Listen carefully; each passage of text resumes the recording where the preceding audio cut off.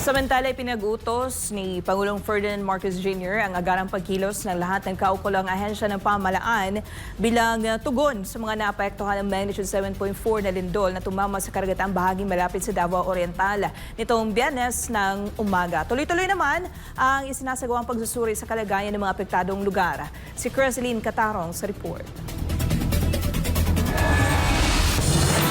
Bandang alas 9:43 ng umaga ng Biyernes nang yumanig ang malakas na lindol sa karagatang bahagi ng Davao Oriental. Kasabay nito, agad na inatasan ng Pangulo ang mga ahensya ng pamahalaan na magsagawa ng mabilis na mobilisasyon bilang tugon sa nangyaring lindol. Ipinag-utos niya sa National Disaster Risk Reduction and Management Council, Office of Civil Defense, Armed Forces of the Philippines, Philippine Coast Guard at iba pang kinauukulang ahensya na magsagawa ng agarang evacuation sa mga baybaying lugar. Agad buhayin ang mga linya ng emergency communication at mahigpit na makipag-ugnayan sa mga lokal na pamahalaan.